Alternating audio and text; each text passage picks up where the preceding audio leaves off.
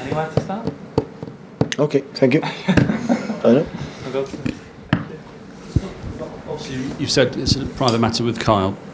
We appreciate and respect that, but in the past you've sat here and told us that players have to dedicate themselves to, footballers have to dedicate themselves 24/7, lead the lifestyle the right way. Is that more important than ever in the modern game to you, and particularly with senior players as well? And I'm not referring to Kyle, but I mean, is it more important than ever that they lead their lives the right way off the pitch? They know it. So have a lot of games, a lot. So that's why I had to be ready. And but I never was involved, and never in the past, present, in the future involved in the private issues. Everybody knows that the only place I think you are safe is inside, at home. Lock the door. The moment I lock the door, you are exposed. Today is completely different than 20 years or 20 years. A football player manages was completely different. So now we have to adapt. So they know it. So it's not what happened recent. The players knows it. So it shouldn't be hard for high-profile players at a club like this to act in the right way in public.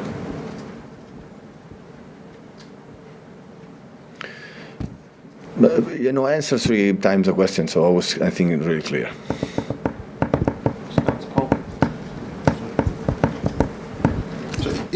Sorry to ask again about Kyle, but is he available for this weekend, Lee? Right. And has he kind of reacted quite well in training this week? Train good, yeah. Train good.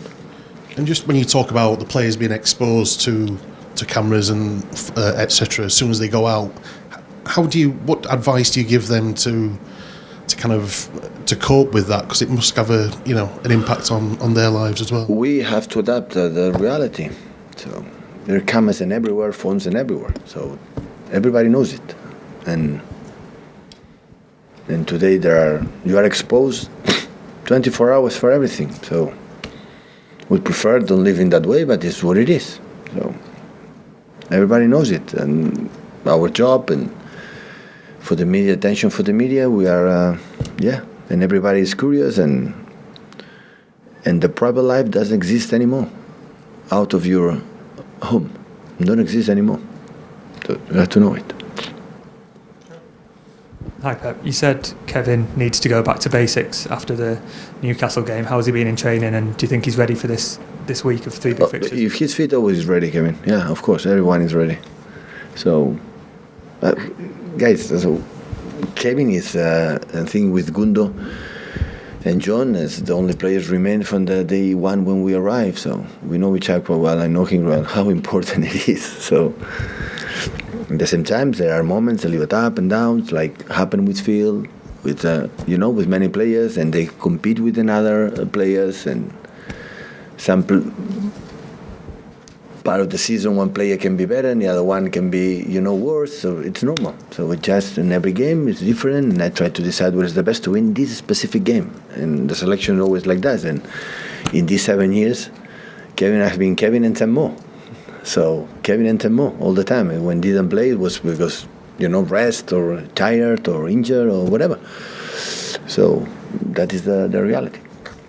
You've got the Champions League coming up after this game. Does that have any impact in your team selection? Absolutely not. We're playing for the Premier League. So the most important thing is a Premier League. Absolutely. And apart, we come from one long week, so we could rest, 2 days off. They train really good. So it's not about thinking about Leipzig. Crystal Palace deserve a lot of attention for what happened, for the quality. You see, only Ayew, Zaha, Eze, there's a lot of weapons up front, honestly. So the quality they have up front is unbelievable. So you have to, pay attention. The small pitch with the crowd, support the team. Anderson incredible in the build-up, in the long balls and switch of plays, and look diagonal, set pieces. So they scored 2 goals here with set pieces. So you have to, be careful. The players knows it already. Hi, Pep. Erling Haaland's been an unbelievable success for you, scoring hatfuls of goals. We're sort of 2/3 of the way through the season now with him here. Have you had to change a lot the way you play? And if you have, is it good or bad in terms of the involvement of your team? It's not good or bad, it's what it is, and we love him. I love him to have him. That is a reality. So, but at the end, what he has is in some moments we, like in the past, we had Gabriel there, we had Sergio, but we didn't have the attention like we were looking for a lot, to him, and now we have to try to do it. So for the fact that no he's there is a good target for us, and the first vision has to be like him, like before he was more right, left, right until the last moment. But sometimes when you are looking for a lot too quick, you are less precise, you lose the ball, and you allow the transitions for the opponent team. And this balance, that is what sometimes you have to find in the right way, because when he starts to run with this power, the tendency is, I give the ball because we're going to score a goal. But he doesn't get it. It happened in Newcastle a few times. It's a transition for Joe Allington from all the players Newcastle have. But at the same time, you have it. And at the same time, it's not just to pass, ignore him. You have to look at him, like we have done really well against Bournemouth, for example. So in this balance, it's question a little bit of time. But the results and he gives us is a lot. Given the way the Premier League is a hard, fast, technical league, is he built for the Premier League in your football team, the way he plays? And I would say in Germany, in Spain, in Italy, in Norway, in Congo, and everywhere. This type of players adapt and everywhere. So in Africa, South America, no problem. Hi, but when there are two teams at the top of the table like you and Arsenal, is it quite hard to stop your players becoming invested in what Arsenal might be doing? Because obviously last weekend you had a great result in the morning, and then at one stage on Saturday they were 2-0 down and then went back to win. Does that become a thing for players when you're in a title race like that? Do they become distracted maybe by what Arsenal are doing on different days? Oh, of course we take a look. After do our job, you take a look and see 0-2, and after they tell you to 2, and after it's 6 minutes extra time, they score after. So, it's a pity. It would be better a draw. Yeah, but so we have to admit we are used to, for Liverpool. How many times in the last previous seasons they scored in the last minutes in Anfield? How many? In what way? It was one of the biggest talents for Liverpool. Scored on the last minutes. I live in the last 3-4 years when we fought against them battle many times. So it's not with 12 or 13 games remain, it's just Crystal Palace. Everybody has to do. In the previous season, what was helpful is what is next? This game, have to win and wait. And this is what we have to continue to do. But is it quite hard to keep that out of players' heads though? Because on Saturday in particular, you've had a good result. It should have been. It's a day where you should be celebrating, and then maybe later on in the day you feel a little bit low because of a result that may have gone your way. You cannot imagine how good wine I drank after winning Newcastle. I was incredibly happy. I flew to Barcelona to see my wife and little daughter, and we went dinner together. So absolutely not. I learned from my period control, the emotions control what I can control. I cannot control anything what the opponents they do. Zero. So, and after that, okay, I would be happy to drop no 1.3 points and lose 0.5, yeah. But didn't happen. Now it's relaxed 2 days, training good training sessions to prepare Crystal Palace, Leipzig and Burnley. This is what they have to do. Pep, just out of curiosity, how do you use a full week like this one? I know the players were off to rest their minds and etc. But after that, can you implement more stuff in the training sessions? Can you use that in your favour? Because it's quite rare. Review things that we cannot do when you play every 3 days.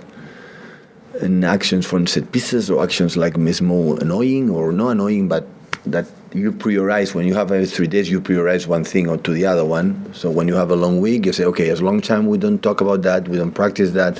It's coming 3 days, 3 games in a short time, and after international break, April is we go through into competitions and knockout competitions, the Champions League and FA Cup. Hopefully, is going to happen. So April is so demanding as well. So that's review things that you do without losing our principles.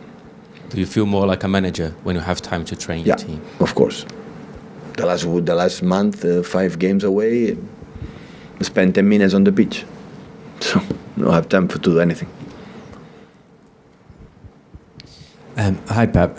You spoke about Patrick Vieira earlier. He's obviously having a bit of a difficult time at Palace. They've not come back brilliantly from the World Cup. But as a young, inexperienced manager, is this an important spell for him to kind of learn from these mistakes and keep developing as a manager?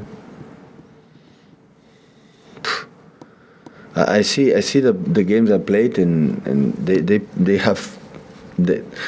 I don't judge the opponents about the results. So I had bad results in my career. Every match I had, it just, if I'm pretty sure the manager, the sport directors or the board from Crystal Palace support the manager. So stick with your principles, what you believe, and go, move forward. And you've got John Stones and Aymeric Laporte back now. Yeah. And you mentioned the busy fixture schedule coming up. How important is it to have those defensive absolutely. options? So important. Absolutely. Because obviously Ruben and Manuel and Nathan have played a lot, haven't they? Yeah, a lot. Offers you an opportunity to potentially rest them. Yeah, absolutely. Rest. I don't know if still I don't have clear. I have a big vision of the lineup, but not 100%. I want to see today the training session what's going to happen. But of course, but arrive in the moment that rotation will be important, but not like it's in October, November, or September. So the guys were playing good and give me confidence they will continue to play. So this is a little bit my feeling now.